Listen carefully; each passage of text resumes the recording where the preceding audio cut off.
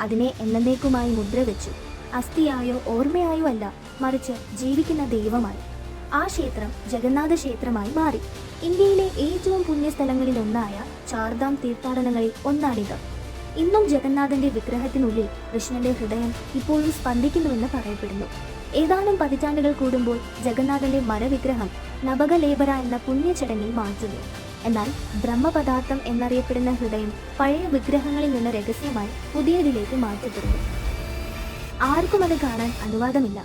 പുരോഹിതന്മാർ സ്വയം കണ്ണടയ്ക്കുന്നു. അത് തൊടുന്നവർ ആഴത്തിലുള്ള മയക്കത്തിലേക്ക് പ്രവേശിക്കുന്നതായി പറയപ്പെടുന്നു. ചിലർ തൽക്ഷണം ശരീരം ഉപേക്ഷിച്ച് ദൈവത്വവുമായി ലയിക്കുന്നു. ഈ ഹൃദയത്തിനുള്ളിൽ എന്താണ് സ്ഥിതി ചെയ്യുന്നത്? ശാസ്ത്രത്തിന് പറയാൻ കഴിയില്ല. വിശ്വാസം മാത്രമേ അനുഭവിക്കാൻ ധൈര്യപ്പെടുന്നുള്ളൂ. അപ്പോൾ അടുത്ത തവണ നിങ്ങൾ ജഗന്നാഥന്റെ മുന്നിൽ നിൽക്കുമ്പോൾ ഇതറിയുക, നിങ്ങൾ കാണുന്നത് വെറുമൊരു മരരൂപമല്ല. ഭഗവാൻ കൃഷ്ണന്റെ ശരീരത്തിൽ ഒരിക്കൽ സ്പന്ദിച്ചൊരു ഹൃദയത്തിന് മുന്നിലാണ് നിങ്ങൾ നിൽക്കുന്നത്.